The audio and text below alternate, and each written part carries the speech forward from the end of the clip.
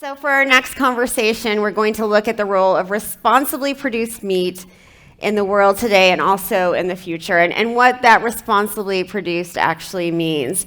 So in a moment, I'll be able to invite Corey Blumenthal, the Sustainability and Culinary Brand Support Specialist for Shake Shack, to the stage. Not only will you get to hear from Corey today, but you'll also get to eat a very delicious lunch provided by Shake Shack. So give that a round of applause, please. It'll be really exciting. Moderating Corey today is someone very special to me. We have Jared Kaufman, the food and features reporter for the St. Paul Pioneer Press. I've known Jared for about a decade. It was always his dream to become a journalist, so it fills my heart with joy to see him on stage today. Please give them both a round of applause.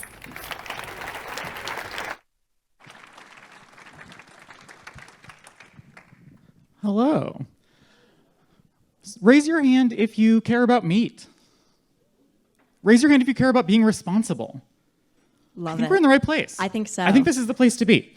So we're going to talk about, what the role of responsible meat is in an ever-changing world. And I think, for better or for worse, we kind of know what an ever-changing world is. So I want to dig into what responsible meat is all about.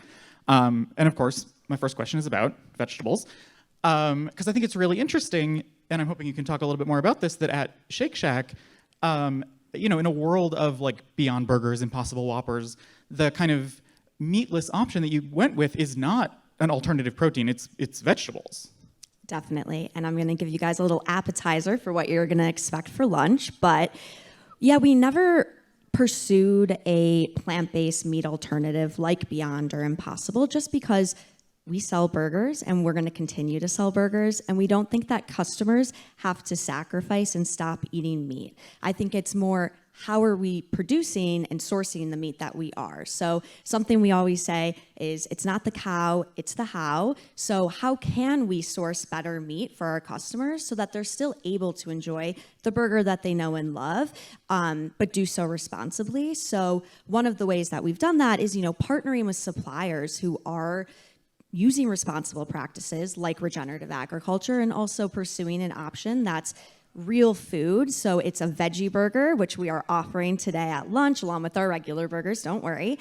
But the veggie burger is packed with real veggies. It's not a plant-based alternative like Impossible or Beyond, which we've seen some of our competitors do. We're a very culinary forward brand. So from a taste perspective, we didn't really like what the plant-based alternatives tasted like. We didn't think that it fit, the culinary flavor that we wanted. So we took a lot of effort to find a recipe for this veggie burger that we're really proud of and really excited for you guys to try. From a personal perspective, I also have some hesitancies around plant-based proteins.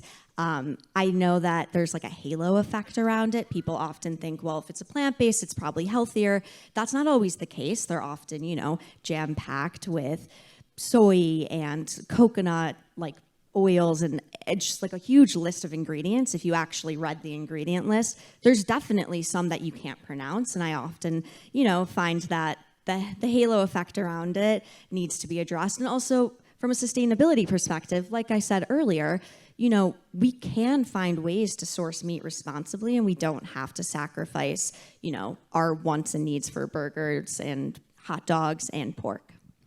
Yeah, and I wanted to talk about what that responsible sourcing looks like. Originally scheduled to join us on this panel was Diana Rogers, the director of the Global Food Justice Alliance. She was not feeling well, so we're sending good wishes her way.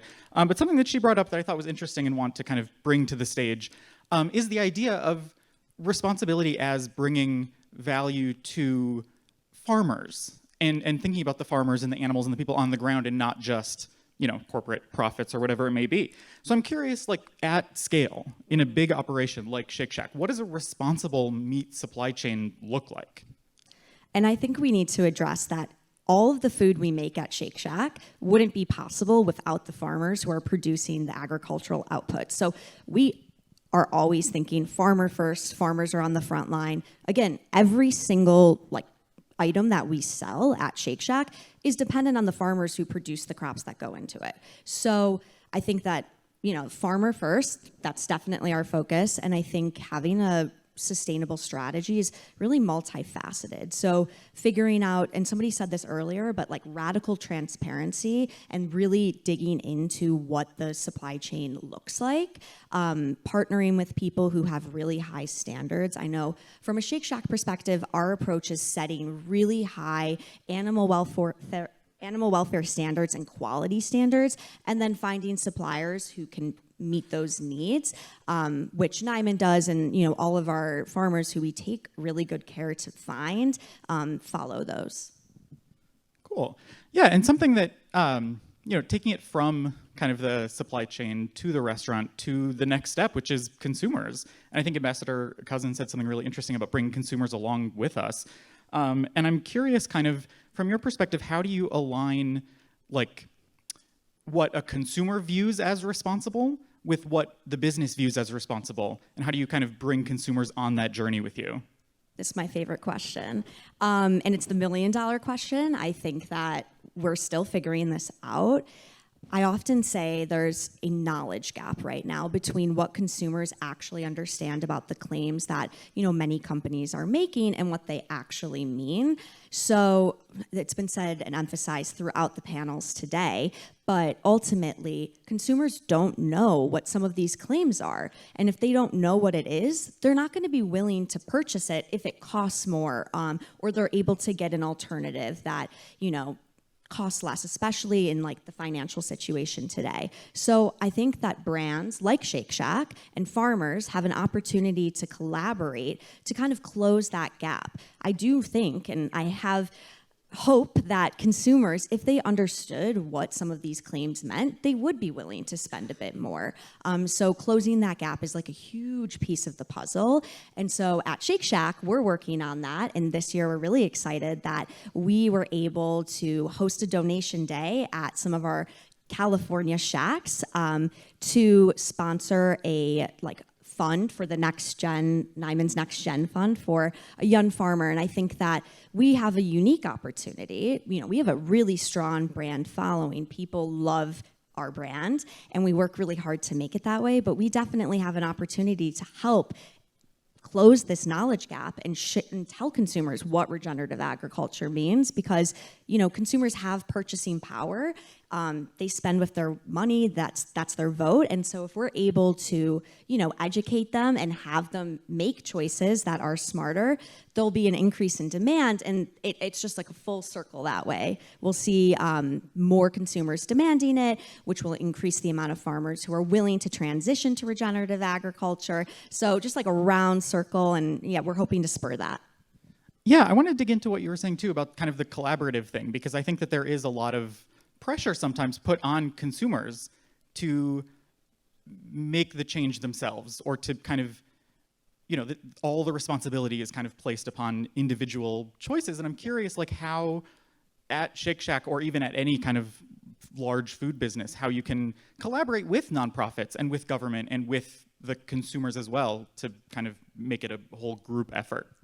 Yeah, I think everybody needs to collaborate to make this possible, from nonprofits to government to businesses. And I think that's why you've seen across all the panels today people from all these different sections, and we're all talking about it. And so it's really just thinking through how can we take it to the next step. So for us, we're working with all of our suppliers to figure out what they're doing in the sustainability space, seeing if there's overlap in ways that we can work together to further their efforts and further our efforts. Since we're all working towards the same goal, which is to be more sustainable, that makes it easier to have these conversations. Yeah, absolutely. And I think this is another kind of $1 million question. But how do you know it's working? Like, how do you know that when you're trying to educate consumers, when you're trying to build these collaborative relationships, how do you assess whether or not you've done it?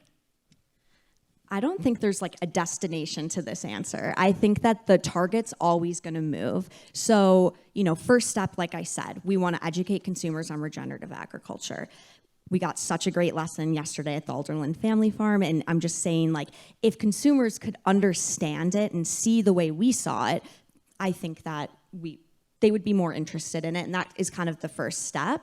I often talk about how consumers are very disconnected from food. You go to the grocery store in the middle of winter and you're like, I'm gonna get a watermelon. I live in New York. Watermelons aren't being grown in New York City in the winter. And I think that we need to help connect consumers to their food, and talking about regenerative agriculture and sustainability, like sourcing and animal welfare, is just some of the ways that we're able to make that connection for these consumers. Wonderful. Well, I think that's a great way to wrap up. So thank you so much, and let's give her a big round of applause. Enjoy lunch. Bon appetit. Bigger round of applause, everyone. That lunch is going to be amazing. I'm so excited. Thanks to Jared. Thanks to Corey. Really exciting to hear everything that Corey thinks about sort of the future of plant-based and you know, where Shake Shack sort of fits into this conversation. It's really great to hear from both of them.